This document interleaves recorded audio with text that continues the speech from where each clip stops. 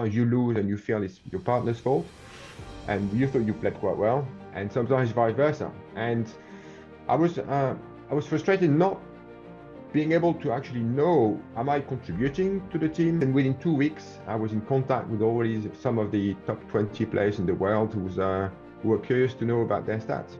Fundamentally, if I have, what I'd like is that players who use Padel Intelligence win more often than players who don't use Padel Intelligence. That's my ultimate goal. For us, the next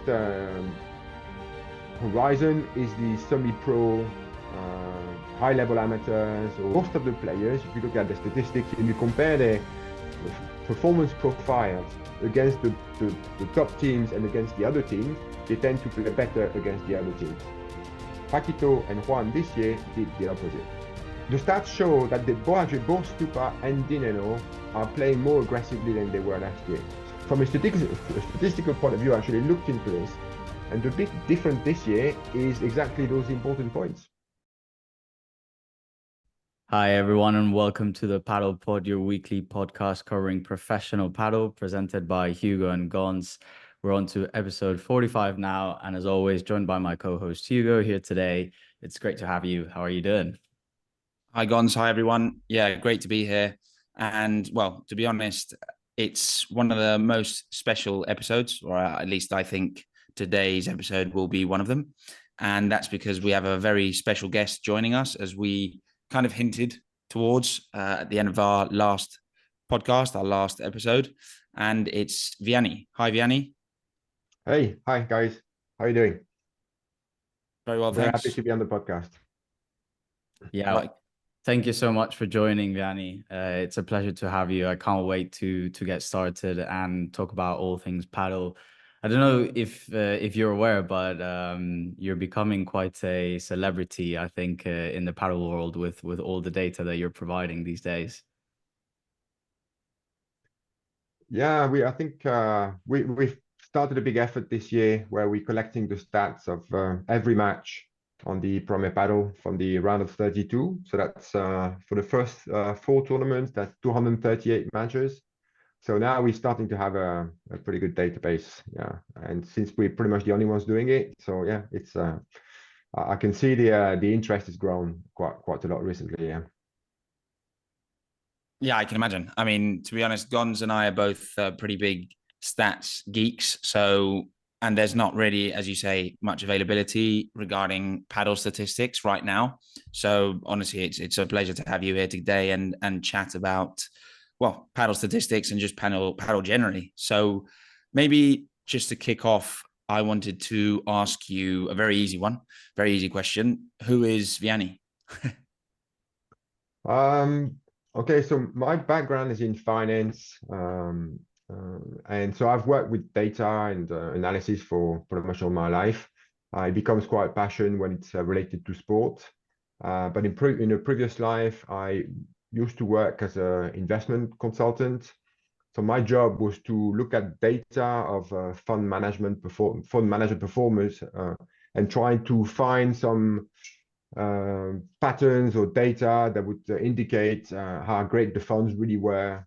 In effect, I'm almost doing exactly the same with padel players. I mean, I'm using data to identify the different profiles of performance, the areas that are of interest, and so data has been my life pretty much ever since I discovered Excel, and then it's gone up better, yeah. So that's pretty much me.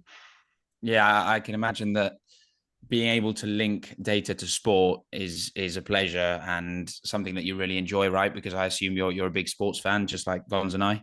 Yeah, I did quite a few projects actually related to data in sport before. There was one big one many years ago where I created a ranking of countries in sport. We don't really have this, so I'm French and I'm a big, of course, sports fan and a supporter of France in most sports. And back a few years ago, I had the feeling that France was just going nowhere in terms of sport. And I wanted to have an indicator that would prove the fact that France was regressing.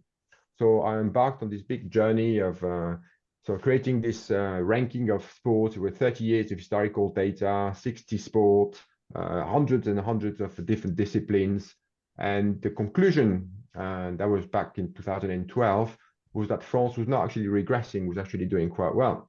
And interestingly, in that year, I think it was 2012, Spain was just became the second country in the world when it comes to sport results. Quite unbelievable. The number one was the US, and by miles. So they were like a different category. But Spain was just became second in that particular year. I don't think that will still be the case now. But I was, unbelievable performance, Anyway, so that's a different topic. So yeah, I've worked on this. I worked on golf, and back 2 years ago now, I was, of course, a very keen amateur, not very good paddle player, and I was frustrated with the fact that also because it's a team sport, you play with someone, so you have the result of the match to give you an indication of whether you played well or not. But you both know that sometimes you lose and you feel it's your partner's fault, and you thought you played quite well, and sometimes vice versa. And I was frustrated not being able to actually know, am I contributing to the team, to the performance of the team, or where am I sort of adding value, and what am I costing?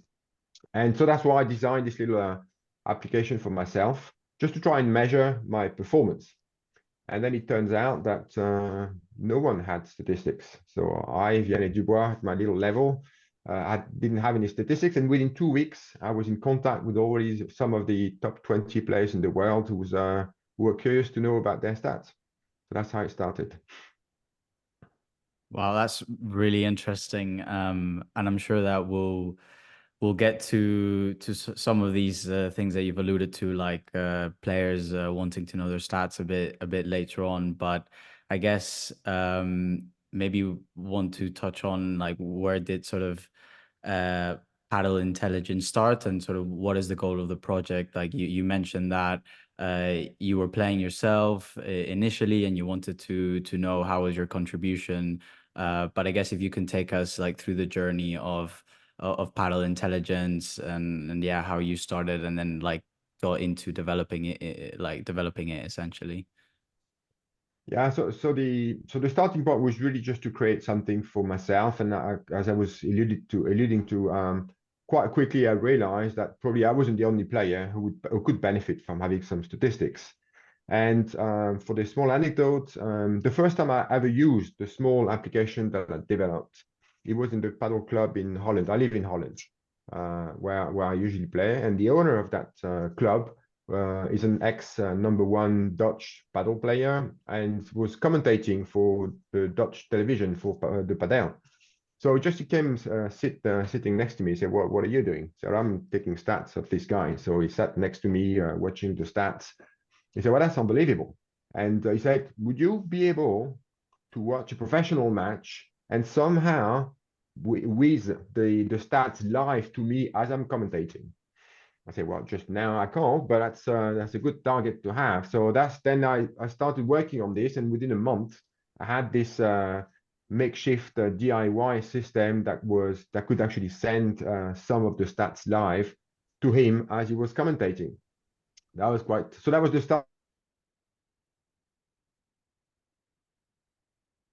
The project immediately became something slightly more ambitious, and I think these two small anecdotes that I mentioned, the fact that I started for myself as a player to try and have tools to get better, and almost immediately I started also as a tool to give some form of information for the fans and the viewers, I guess is a good illustration of what the goals are of Padel Intelligence. The first one, and I think that's really in our DNA, is to help the players.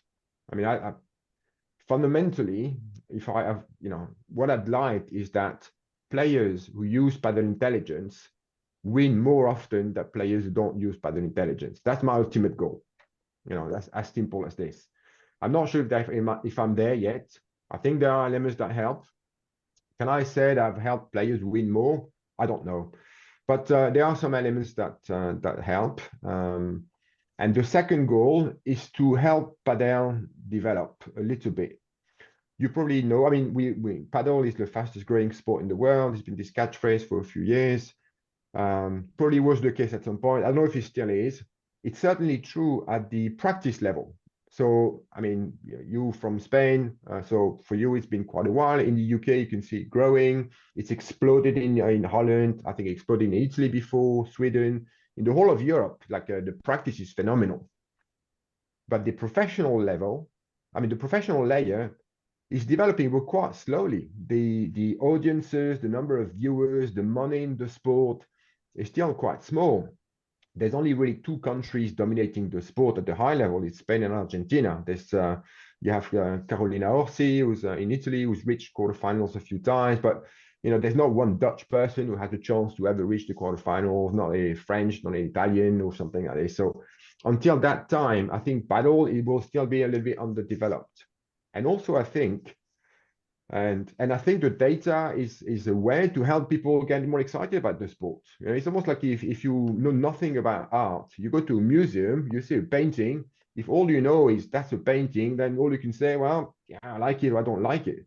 If someone starts telling you a little bit more about that painting and about the history of the painter, the next painting you will see of that same painter, you'll start looking for clues, and little by little, you will actually enjoy your visit to the museum a bit more. I think it's the same for Padel. We need to give viewers better keys to understand how the game works, also to relate to players a little bit. For me, I think it's interesting to watch a match, and that Cuello, Distier, and Tapia, if we want to get into the stats, are the best two servers, the two players who win the most points straight from the serve. And sometimes they might play against the best two returners. So for me, that's interesting to watch the match, knowing are they going to be playing according to what they've been playing so far, or maybe not. If Cuello is serving for the match, or to not lose the match, knowing that he's a really good server, for me, it's interesting to actually watch. Is he going to be able to perform at the level that he's used to in that level? So again, sorry, I get excited, so I speak too much, but so the goals of Padel Intelligence really is just a tool for the players, and we will keep improving it, getting into more details and sort of more in-depth analysis. And the second tool is to help viewers or any people who like paddle to enjoy the viewing of paddle better, to enjoy it, to understand it better, to get emotionally attached to some of the players. And I think that will help the sport grow. Yeah, I mean, we're so excited as well, Vianney. So you definitely don't have to apologize for that because this is really exciting. And I think the project that you're embarking on and is honestly really incredible. I completely agree with the fact that stats help us just enjoy the game more. We so many times just instinctively think like, oh yeah, Tapia has been really good at smashing this game, or Cuello was maybe a bit worse, but you don't really know, right? And when you actually get to see the ins and outs and what you thought you were right on, but maybe some things that you're actually surprised on, which you thought you were right, but then you were completely wrong. Certainly on some players, it's just so interesting to see. And maybe just a quick follow-up that I'd like to pick up on, because I think your goal of really helping players, and you sort of mentioned the fact that you'd love for players to win more matches with Padel Intelligence than without. I just want to know, maybe anecdotally, do you have some like feedback maybe from users that have used Padel Intelligence and maybe they've told you, yeah, like I feel like I'm definitely winning more matches, I'm improving my game. I would just love to hear a bit more about that. Yeah, I have a few actually. I've worked with Pablo Crossetti, as the Argentinian coach. He was the coach of Tapia last year, like a Knox coach. He's also now coach of Leo Augsburger and Tino Libac, and he's been working with us pretty much from the start. In fact, he's helped me improve the model.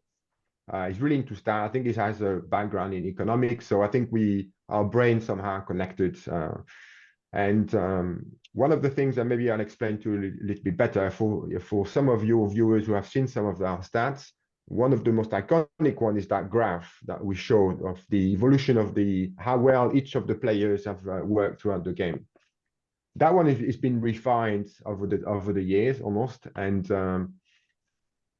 Pablo Crossetti told me once, I've seen your graph so many times, and almost 9 times out of 10, it matches my feeling as a coach next to the court. He said so much so that If one day the graph doesn't match my feeling, then I'll trust your graph and not my feeling. So, you know, pretty great endorsement from one of the best coaches in the world. And last year, it was clearly just it's like an anecdote for myself. Clearly, it's not the case, but we worked with we've worked with Rodrigo Vide now for quite some time, and particularly last year, we tried to understand a little bit the areas where Gemma and Marta could do better, and it was one sort of thing that he was struggling with, that I don't think they hadn't managed to beat Bea and Delphi. So he was frustrated. He said, "Can you help me understand why we can't beat them?" And I think within 2 or 3 weeks of working with us, I think they first beat them and they won the tournaments with just immediately after. So that was a pretty cool. Honestly, you know, I didn't get a message from Rodri saying thanks. You know, it's thanks to you we finally won, but it was one of those little moments, and thought, okay, thanks. It's a pretty cool sign from destiny. But yeah. I think that's one of the biggest claims to fame that you could pull out. So yeah, I mean, I just think it's impressive to have worked with some of the biggest gurus in paddle coaching today, both Rodrigo Vide and Pablo Grossetti. So yeah, I mean, that just reflects that Padel Intelligence is really booming and is a pretty unique thing in the paddle world right now. Maybe moving on, I wanted to ask you, how do you collect the data? Do you do so manually, or what's the process that you go through? Yeah, so yeah, it's manual tagging. So we have an app. It's on the phone, so it's quite flexible. Imagine like a little video game with a number of buttons, and so that's how it works. So it's not just me, of course. There's too many matches, and then there's a team of about 10 people who've been trained on how to take the statistics. And so we watch the match. We could do it live. In real time. We can do it, and most of the time we do it once the match is over, and we could just watch the video and we take the stats. It takes more or less the time of the match. In fact, once we get used to doing it, because we can skip all the change of side, etc. You know, it's like the match time minus 20 minutes more or less to take the stats, and it's imperfect. I would like to be able to collect more data, but we collect quite a lot of data. So fundamentally, we collect every time a player touches the ball, we record that information. So we have the full sequence of touches. In addition to this, every time during the point, we collect every time a player touches the ball, makes a lobs, every smash, every bajada, every rulo. Every time after a lob, the team can win the net. So if I lob, the other team lets the ball bounce to the back glass, then I can come back to the net. So that's basically all the information that we collect during the point. Of course, we have serves and returns, and then at the end of the point, we decide if the point was finished with a winner, with an unforced error, or with a forced error. And then we have more time, and then we can actually then tag more shots. Like if it's a volley, backhand volley, forehand volley, if it was a smash, por tres, por cuatro, chiquita, bajada, pretty much all the shot types, we collect them. So in the end, we have a lot of information that we then use to analyze, and we sort of we calculate quite a lot of statistics from that basis. Yeah, I mean, it's just so in depth, isn't it? There's so many different elements and bits of data that you can collect. So yeah, just so impressive to hear about it, to be honest. Thanks. Yeah, we're working hard. Nice. And now that you've maybe told us a bit about the data collection process, I'd like to go a bit deeper into some of the stats that you provide on your reports. So a lot of the times we use this for our audience, but to be honest, we're probably not explaining them as best as possible. So now that we've got the guy who created them, we would love for you to tell us like what exactly they are and how exactly what's the composition and how you calculate them. So I think in particular the graph that you were alluding to, so the player contribution index, how does that work exactly? Okay, so really the point of it is to calculate. When I started telling you, the purpose of creating it was to calculate my own contribution in the match.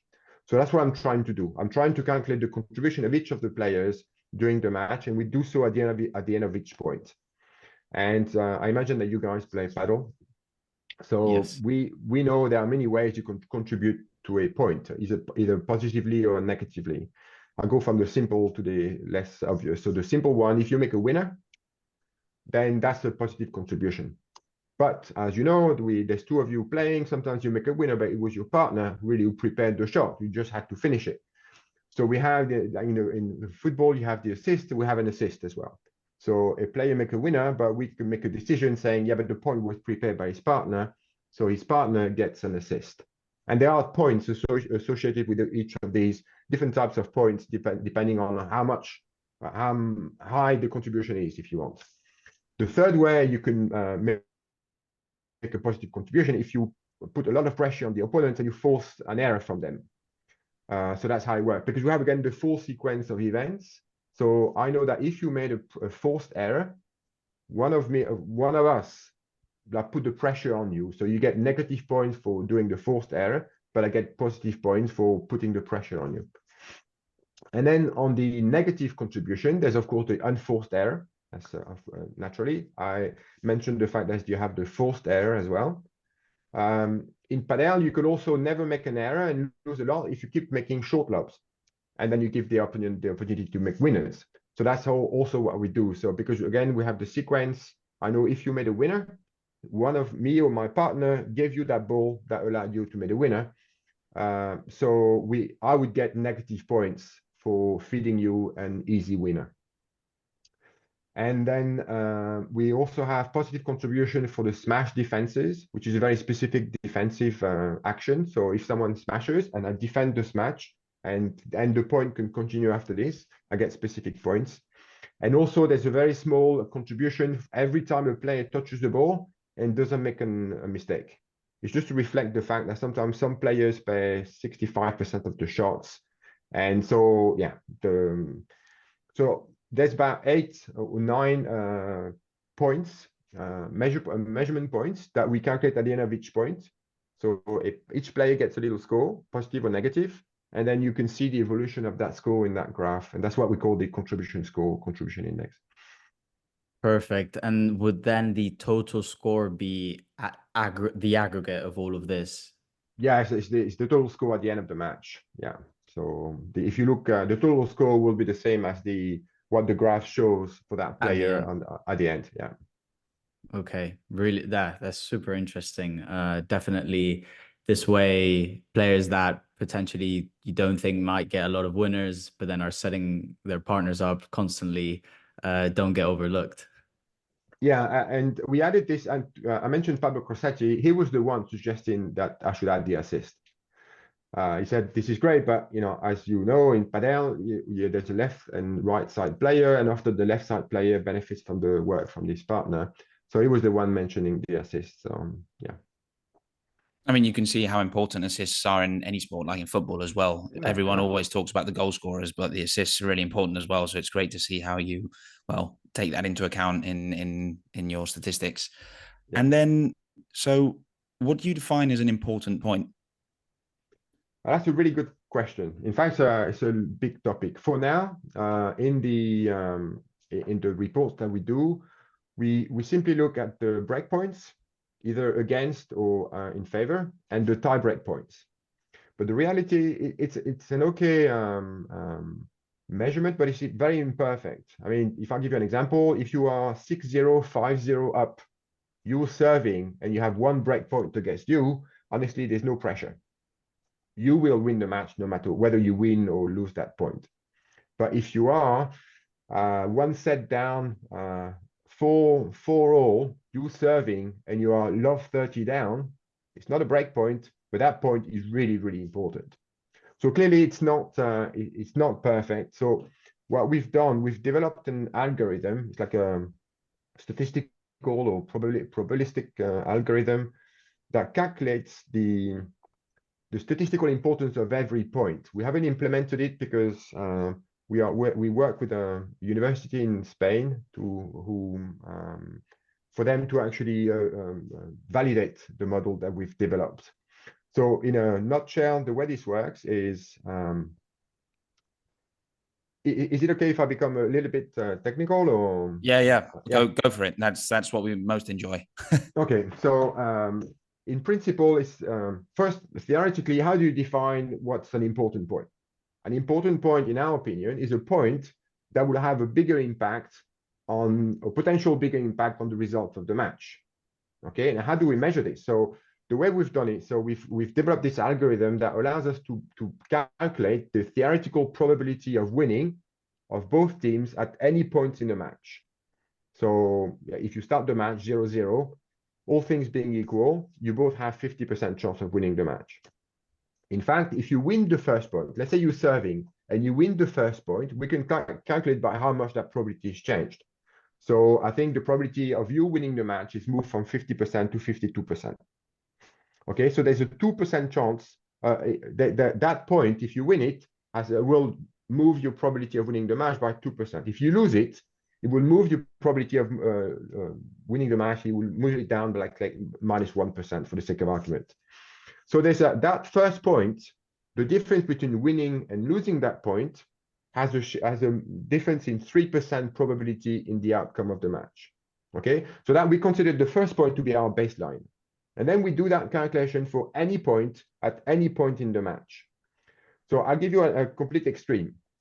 You are in the tiebreak of the third set. Okay, that's 7-6 in your favor. If you win the point, you've won the match. It's 8-6, that's it. Okay, so the probability of you winning the match, if you win the point, is 100%. If you lose the point, you go back to 7-0. So now your probability of you winning the match is 50%. So there's a 50% difference in the probabilistic outcome of the match just based on the result of that one point. So 50% compared to 3% is like 15 times more important than the first point of the match. So we do this calculation for any score in the match. So for any score in the match, we can say, okay, this point, the outcome of the point, the difference between winning and losing the point will have this much difference in the probability of winning the match. We compare that to the first point of the match. So we say, okay, that point is 6 times more important than the first point in the match. So then we can calculate for every point, based on every score of the match, how important that point really is from a probabilistic point of view. So that's the algorithm that we are getting validated by a university in Spain. And once it's validated, that's the algorithm that we will implement in our statistics to calculate really the performance of each player during the important points of the match. I hope I made some sense.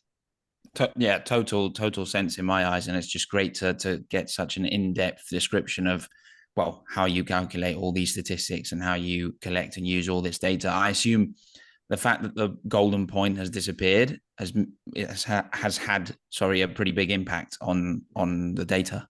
Yeah, that's a really good point. And in fact, that algorithm we having to get it validated because of that. It's actually much simpler from a probability point of view to calculate probability with a golden point because there's a finite number of points. You know that the game can have a maximum of 7 points. Without golden point, it can be infinite. So from a purely mathematical point of view, it makes things a little bit more complicated, but we'll manage to do it as well. Yeah, and I think what I really find interesting about this approach is that it takes into account that every match is different. And whereas you can sort of define, as you mentioned, some important points that potentially every match has those, but in reality, you don't really know what's important in that. And each match can be a completely different scenario. So yeah, I think that approach will definitely capture those little nuances.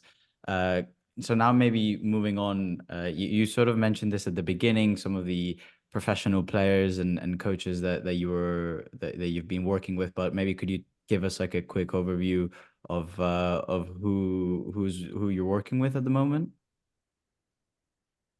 So I mentioned Rodrigo Ovide and Pablo Corsati. They're still working with us. I work with Carolina Orsi as well. We've worked with Angel Gonzalez with Ari Sanchez last year. I think they're using a different system this year. And quite transparently, we've put a lot of effort in our product, in developing the product, capturing the stats, and our commercial effort has been very underdeveloped. So now it's the moment where we actually want to come out and actually start being more aggressive or more sort of proactive from a commercial point of view. Our stats are not perfect, and little by little we will improve them. But if I were a professional player, I would still use them. I think it gives. I don't know if it gives an edge to win, but I think it gives an edge in the way that you understand yourself better. And we also have, and maybe in fact the most beneficial is you understand your future opponents better as well. We can give you a lot of insights on how you play, but I can give the same insights on how your opponents are playing as well. And that's a big difference. If you know on average that's how they will return when you serve to them in that part, that's something you can prepare, and that's for sure. I think that has some benefit. Interesting. So actually, I wanted to ask you about, well, obviously your main focus right now is professional paddle, but do you see this going further in the near future and offering these stats and this data to amateurs?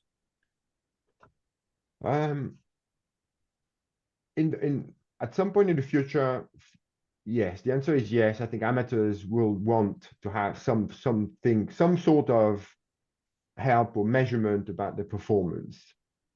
I'm not convinced that our system is what amateurs need. I'm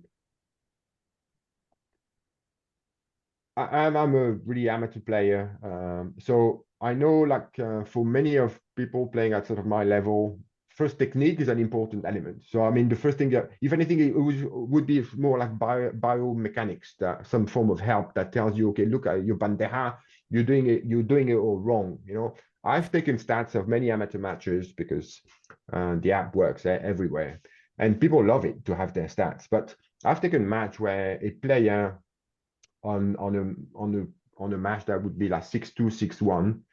So I don't know, maybe he touched the ball 120 times, he made 31 unforced errors.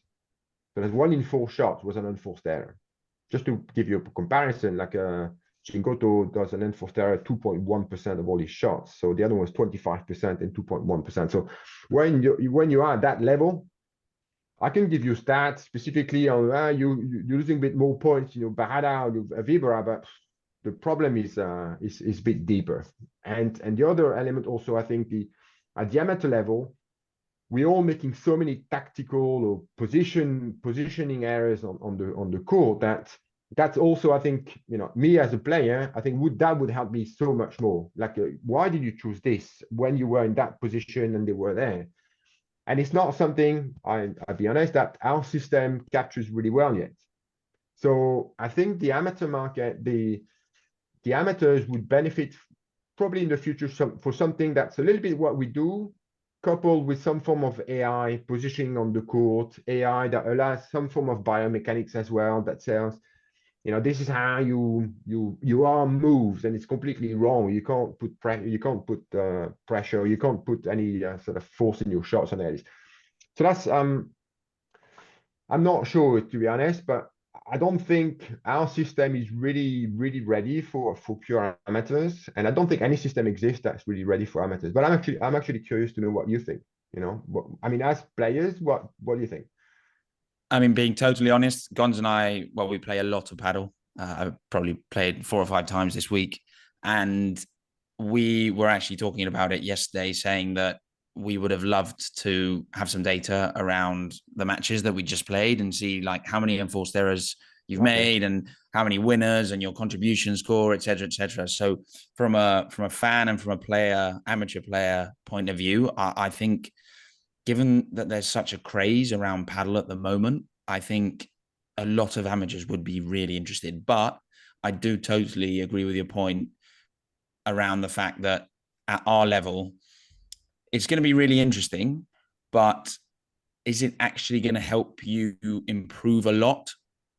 I mean, it may identify areas of your game that you've got to improve, for example, positioning, or what I'm saying is that, like, knowing that you make 25% of your shots unforced errors is great to know. But the way you're going to reduce that is probably having lessons and practicing more and getting coached rather than access to data. Completely. Yeah, I completely agree. Yeah, I think that's a really important point. It's good to have the data, but it's even more important to know what to do after you have the data and what action you take after that. So I definitely would see a world in the amateur players where you have this data and everyone's like, wow, this is really cool. I have this percentage winners. This seems like my best shot. Maybe this is my worst shot. But then it's like, okay, what are you going to do with it to actually improve your game? And I think you sort of alluded to it, Vianney, but the tactical and maybe the shot selection, I think that's definitely something that would help so much amateur players, where if you would have some sort of system that could give you feedback in terms of like, you've played the shot here, but if you would have played it there, you would have had X%, I don't know, more chance of winning the point or something like that. I think definitely. But what you say in terms of that data knowledge for amateur players right now is definitely not as necessary as, for example, professional players. No, but there's curiosity for sure. I mean, again, I've taken many matches, amateur matches, also to have comparison points for statistics. I think it's interesting to try and have an idea of on an absolute level, on an absolute basis, if I play against a Platonic 5, what stats is he showing? And can I just from looking at his stats, can I get an idea of what the level of the player is? And for some aspect, there is definitely an absolute level. I mentioned the percentage of enforced errors. And that's unless you play against complete beginners and you're not, so maybe you will not make an error. But a normal competitive match, the percentage of errors is one of the first tells of the level of the match, actually. But I think for us the next horizon is the semi-pro, high-level amateurs or young players. That I think they are, if anything, the ones that would benefit the most. 100%. Because the Tapia of this world, I mean, I think it still would benefit from statistics to know actually exactly. So where do actually you add value? But they have a coach who watch them 100% of the time. I mean, and when you talk to these gurus that you mentioned, the guys have so much paddle in their mind. They don't need necessarily my stats to know what's right and what's not. But when you're a 15-year-old, like a sparring player, you don't have a coach that watches all of your matches. So this is, I think, the one. These are the players that would benefit the most from our statistics for sure. But for this, because it's slightly different scale, then I would like to get in touch with FIP. It's something probably to do almost on a more institutional basis, either with like local, like country federations or international federations that really want to help those young players grow and give them the tools to get that edge that I mentioned before. Nice, really interesting. And we'll definitely be watching you on that journey. And hopefully one day we'll be using those stats as well for ourselves, because like Hugo mentioned, both him and I would be very, very interesting. Very interested in using the stats. That's a complete free offer, but it's simple for us. If you have a video of one of your matches of a quality that I can work with, I'll take your stats, and in your next podcast, you can actually comment on your own performance if you want. Well, now that you put me to this test, I'm not sure I actually want to do it, because they're probably going to come back horribly wrong. And then I'm just going to have to show everyone like what bad player I actually am. But yeah, maybe moving on now, would maybe want to focus a bit on the professional game. And obviously Premier Padel has already started. We've had 4 tournaments so far, and probably the biggest news of the season has definitely been Ale Galán and Juan Lebrón split. And one of the outcomes of that has been obviously their respective new partners. And something that I found really interesting when looking at the data that you've prepared is that Ale Galán, who's now with Chingotto, both of them, when we look at the winners and errors, percentage of unforced errors ratio, they sit at sort of kind of opposite spectrums where you have Ale Galán, the player with the most amount of winners on tour, and then Chingotto, the player with basically the least amount of errors, but also least amount of winners. And now you've got Galán's ex-partner Juan Lebrón and Paquito, who both sort of sit in the middle, but above average in terms of the benchmark of the rest of the players. So this sort of then, when I looked at this, I was like, okay, great. Hugo and I have a massive debate between who will be better between Paquito and Lebrón and Galán and Chingotto. I'm team Galán and Chingotto, and Hugo is team Paquito and Lebrón. But now that we've got the actual professional data here with us, we would love for you we would love to get your thoughts on this debate backed by data. So yeah, give it away, Vianney. Okay, well, one thing for sure, whatever my prediction is, it will probably not happen. So I'm cool about it. I think I would bet on Paquito and Lebrón, actually, for a number of reasons. The first one is, and I think you have some of the stats. Something that we mentioned the important points. So the mental element, especially when you reach the quarters, semi, and finals, that often makes a difference. You know, if the ability to win the break points, you know, when you play against Cuello and Tapia, you're not going to have 55 break points. So if you don't convert the ones you have, you cannot win. And both Paquito and both Juan this year, when they play against the top teams, they've upped their game on the mental side, which means that statistically, they play the important points better against the top teams than against the other teams. And that's not very common. Most of the players, if you look at the statistics and you compare their performance profiles against the top teams and against the other teams, they tend to play better against the other teams. Paquito and Juan this year did the opposite. I think they both are very, very strong characters. They are winning machines. You know, they really get better with stress and with the excitement of winning. There's a small caveat to this: is they both have really, really strong characters. So how is that going to work together? And so that's for me, that's the question mark. But from a purely quality of game and this, raw, like warrior-like behavior, I would put a little coin on them rather than Galán and Chingotto. Galán for me is the best player this year and potentially the best player of the past few years. But we had this example last year, if you remember, when he played with Juan.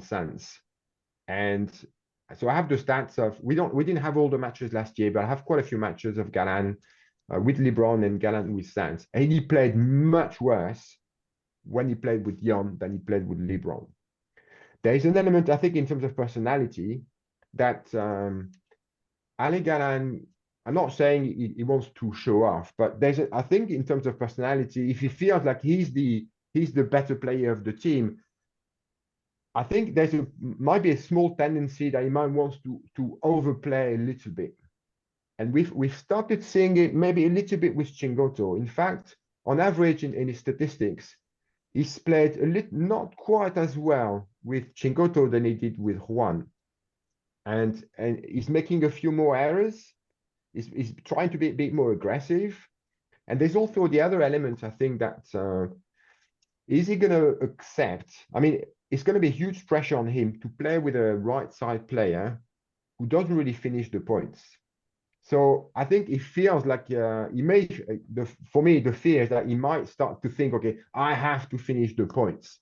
Whereas before with Juan, when Juan was on cue with his smashes, Galán could just sit and watch him. It's not going to happen with Chingotto. I think that's a big pressure. And coupled with maybe Ale's tendency to maybe feel like you have to overplay at some point, I think that's going to be, it might be a little bit difficult for them to work it that way, especially when you have, if it was just them on the tour, then yes. I mean, this Tapia and Cuello are still together, and Paquito and Lebrón for me are going to be right there. And Stupa and Martin, maybe we can talk about them later. I think they will come back. And so, I think so my money would be on Paquito and Lebrón. Yeah. Very interesting. Maybe as a bit of a pushback and a follow-up question, does Chingotto's last tournament, Venezuela, give you hopes that perhaps they can definitely sort of challenge and be better? Because I personally thought that the pressure was more on Chingotto because living up to the expectation of having to be Ale Galán's partner, of not being able to generate as many winners. And I almost feel like the tournament he played, and we saw from your stats that Chingotto was much better than Galán. So that to me gave me some sort of hope, because I think we're both Hugo and I mentioned, and obviously the stats showed that Galán definitely didn't play as he did initially in the first couple of tournaments. So it almost made me think that if Chingotto can keep this level and Galán can just raise it to what he's been playing before, then I can definitely see them being a real strong pair. What are your thoughts on that? Yeah, it's a fair point. I really like Chingotto. At first, I think he's a really clever person. I love his approach to the game, and he can play better. I mean, if you look at Dineno now compared to 2 years ago, I mean, Dineno was a fantastic player, but now he's the complete package. He's really added also a lot more attack potential, lot more power, and a lot more pressure potential to his game. And I think Chingotto could do that as well. The question is, okay, can he do this in time for the season? Again, in the context where they're gonna have to play against teams who are pretty good at padel as well. So, to be honest, and obviously, I'm very happy that you've joined me on betting betting on Lebrón and Paquito. The two main reasons why I think they're favourites in terms of finishing the season in a higher ranking than Galán and Chingotto is, one, because of the amount of winners that they can both generate, which I don't see from Galán and Chingotto. Overall, I think together they have a lower potential to generate so many winners. And two is the fact that they've already played together and they did become the number ones in the world. So there's a massive, I think they'll be very excited to get back together. I think Paquito is probably thinking this could be one of my last trains to try to get back to the number one spot, because, well, I mean, we know how tough it is to be able to team up with Lebrón, and these players aren't available the whole time. And then on Lebron's side, he is just a competitive creature, and he'll probably be so pumped to demonstrate that he can be the world number one with Galán and without him. So that's the main reason why I bet on them. But it was really interesting to get your point of view as well. yeah, but probably the biggest reason of all is that they're both going to be trained by Ovide, who works with us. So of course, now I think the debate has been settled. I agree.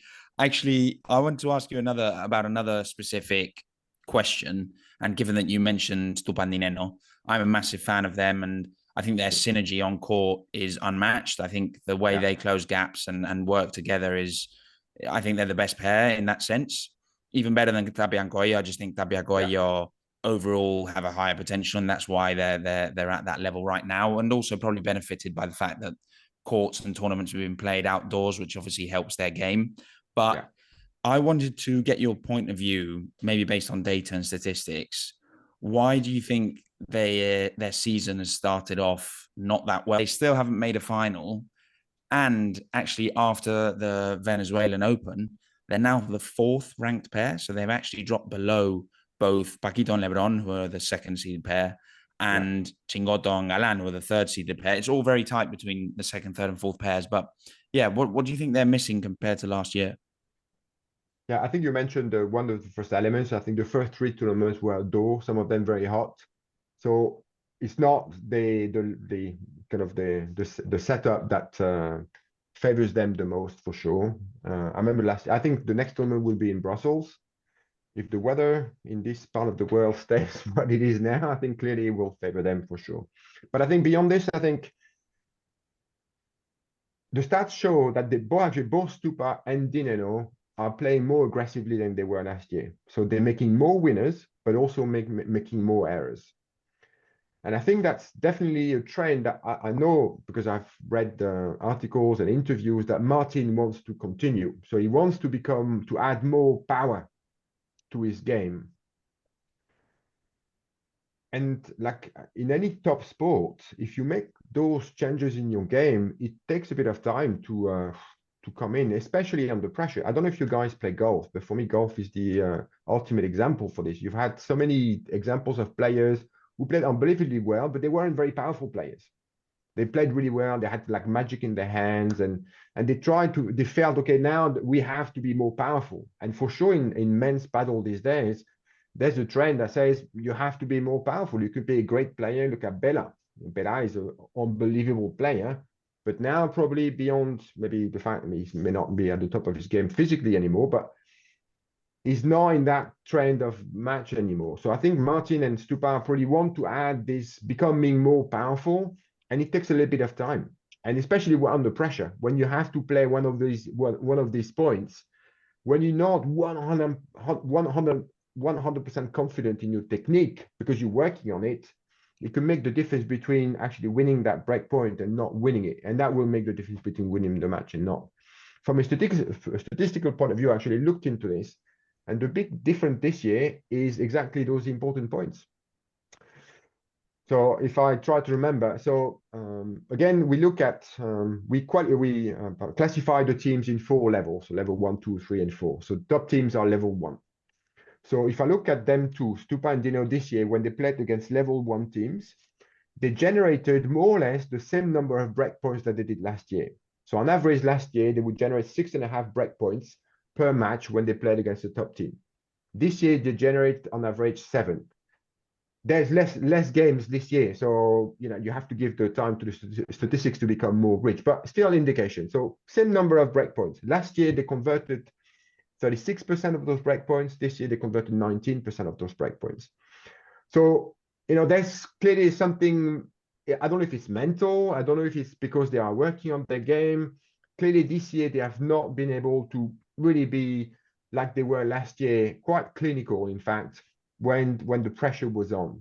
And to be honest, if we look at both Stupa and Dineno, the one that struggled the most in that point is Dineno.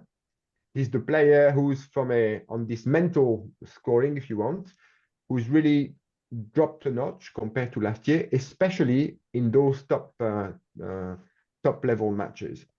So I don't have an explanation for it. I'm observing it, and I'm observing that the big difference with last year is those important points. So, yeah. I actually completely agree with you, and I think that they will turn it around. And I actually think that they've kind of been a bit unlucky, because when you look at their semi-final in Venezuela against Chingotto and Galán, in the first set, they were 4-all, love 40 up when Chingotto and Galán was serving. And amazingly, they ended up losing that game, having had at least 3 break points mostly from unforced errors. And then they went on to lose the next game and lose that first set 6-4. And then they had the opportunity to turn the game around in the second set. And again, they lost the set, but only 1 break difference. So I really do think that it's been down to just key moments and a few points here and there. And there's also an element of luck, right? So maybe it's not going their way now, but I do think it will start going their way more in the future. Yeah. There's a small, I don't want to get into the gossips, but they both been contacted, I think, by Galán and Lebrón, and they both said, no, we want to continue. But it puts a little bit of pressure, like psychologically now, they both have pressure. We need to succeed together because we had the opportunity to potentially play with the really, really top. We said, no, now let's do this. So it can be a positive outcome, but it can also put a little bit of pressure and the results don't come. Maybe it will start to putting a little bit of undue pressure. But I agree. I completely agree with what you said. I think they will come back. And they are, for me, last year they were the most improved pair. I mean, it's difficult to say because Tapia and Cuello played so well, but Tapia and Cuello started, you kind of, from the start, you knew these two would play well together. But Stupa and Dineno constructed something which, as a team, as a complete package, were probably the most consistent or coherent pair of the tour last year. And I think they have that in their DNA. And so I think they will come back, yeah. And Vianney, something interesting that you mentioned, I'd love to get your thoughts on. If you were their coach, would you suggest that they go for more power, or would you just try and keep their game as it has been? Which I agree with you. Their game for me is not about power. It's about going fast to the net, going to the volley, and not committing errors, basically. So I agree with you that it's been very interesting, and that you've mentioned, and having that data visibility of they've been trying to be more aggressive. And we have heard from interviews, and even I think Bozzoni saying that we will see a Martin Dineno that's going to be even more offensive. So if you were their coach, what would you tell them? Like, how would you coach them? I think at that level, I imagine the name of the game is to try and make the choices difficult for your opponents. And I think the more like weapons both players have, the more difficult it's going to be to the others to tactically to know how to play against them. Before, you would know that you would lob Martin and he would not make an error, but maybe you would have a bit of time to think. And the more power and the more oomph Martin puts into his game, I think the more difficult that will be, in fact. So yeah, I think I would if I were Puccini, I would encourage them in that way. But like again at that level, because the margin is so small, like Hugo was saying, it comes down to 1 or 2 points. It takes a bit of time to for things to settle. But yeah, I would still continue to if I were them, I would continue that journey. Yeah, it's almost, I guess, like a short-term investment for a long-term payoff. Completely. Yeah, I'm pretty sure that's how they see it as well. Yeah. Nice. Yeah, so I mean, maybe I'm conscious of the time because yeah, you've been with us for quite a while, even though this episode has gone absolutely flying. But maybe we would like to finish off with just some very quick fire round questions. These are maybe a little bit more fun, just to get your thoughts. And Hugo and I like to ask these basically to all the guests essentially that we bring on. So so maybe actually I'll start with who's your favorite player? Tapia. Nice. Yeah. Hugo and I really like that answer because he's our favorite too. Yeah, I mean, I've got to be honest. I just think he's got that extra magic that that most other players don't have. I mean, the way his salidas de pista are just no one really matches him in that sense. And his smash when he's on form, he can just do everything. He's got the drop shot. It's just he's the most exciting player to watch in my eyes. Although I would probably also say that Lebrón, because I just think Lebrón is probably the most unpredictable player, and I think that's what's made him be arguably the most successful player in the modern era. So if you're taking out Bella, he is probably the most successful player because he's been the number 1 seeded player with Paquito and with Galán. And I just think that unpredictability in his game is just so exciting to watch. And I think it drives other players and the players he plays against mad. But yeah, great answer because Tapia is definitely our favorite player as well. Just a small stat, just to also to illustrate that. So last year, we don't have all their matches. We have something like 20 something matches of Tapia and Cuello, and we can analyze the difference between the matches that they won and the matches that they lost. On average, in all the matches that they won, Tapia touched the ball 54% of the time, and in all the matches that they lost, Tapia touched the ball 46% of the time. So to win against them, you need to play most towards Cuello because Tapia probably has a little bit more. You mentioned magic, but also maybe a little richer tactical awareness, point construction, etc. So I think for me, Tapia is the complete package. I mean, Galán is there as well. It's just the margin between the two is very small, but I really like Tapia. Yeah. Interesting. So maybe another question. It might seem obvious for some of our viewers and listeners, but we still want to ask you and get your thoughts. Who do you think is going to end the year as the number 1 seeded pair? Yeah, it's a good question. That's a really tough one. I continue with my money on Paquito and Lebrón. Really? Yeah. So ahead of Tapia and Cuello? Yeah. Interesting. Wow. Could you maybe? I don't know. I mean, I think last year, in our stats, So we have this overall ranking. So we take the contribution score that we mentioned before, we normalize it statistically for the level of the opposition, of the opponents, and then we divide it by the number of points that the players played throughout the year. So it gives us like the average contribution score per point played, and this is kind of our MVP calculation. Last year, believe it or not, Paquito was number one in our score, in our ranking. We did not have all the matches. And he started with Taylor, and he started on the right with terrible stats. So he finished unbelievably well. And this year he's number two, just behind Galán. We don't really see it because he was playing with Sancho, and Sancho didn't, probably not playing the level they used to. But I think Paquito has an unbelievable level as well. And with Lebrón, I think the two of them can do something quite special.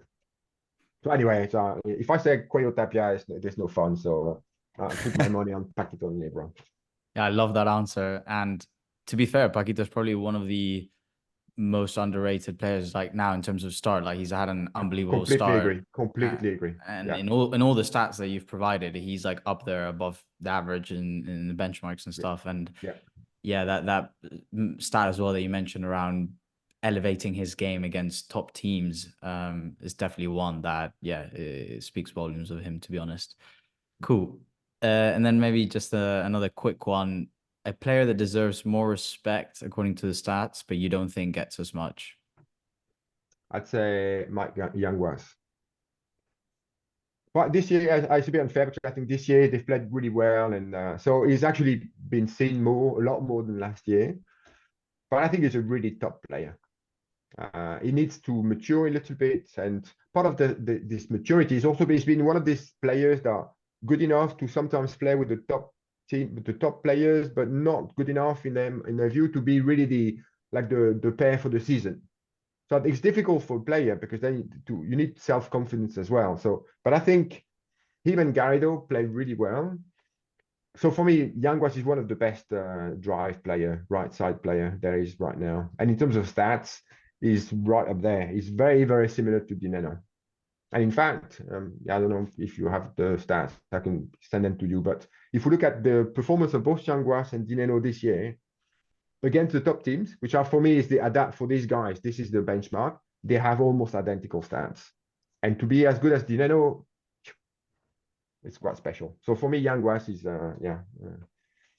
and with a worse partner, right? Because to be honest, Stupa is arguably, but I think it's pretty still obvious right now. Stupa is better than Garrido. We'll see how Garrido develops, but it's a great answer. And personally, I'm a massive fan of Yanguas. I think he's got pretty much all the shots in his game. And funnily enough, I actually think that if he ever teamed up with Galán, I think his ceiling with Galán could be higher than Galán's ceiling with Chingotto.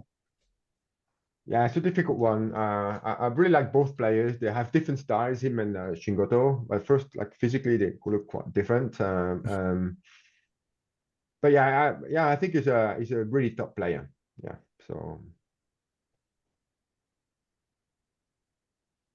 Well, I think it might be time to say goodbye, right, Gons? Yeah, unfortunately, it is that time. But Vianney, it's been an absolute pleasure, honestly. Thank you so much for joining us. I hope that all our audience enjoyed this episode because it's been one of the most special ones. I think we've had so many interesting discussions and so many interesting viewpoints. So please, everyone, follow Vianney and Padel Intelligence and the project that he's undergoing at the moment, because it's absolutely amazing, all the stats that they provide. It just gives us so much visibility, and as Vianney mentioned at the beginning, ultimately helps Padel grow more, and that's what we want. So we'll post the sort of Instagram, Padel Intelligence Instagram and Twitter in our description. So please follow them. And yeah, Vianney, thank you so much for joining. Honestly, it's been an absolute pleasure to have you. My pleasure. It's been great. Thanks. Really nice chat. Thanks, Vianney. Have a great week, and cheers, guys. Thanks for listening, and see you soon.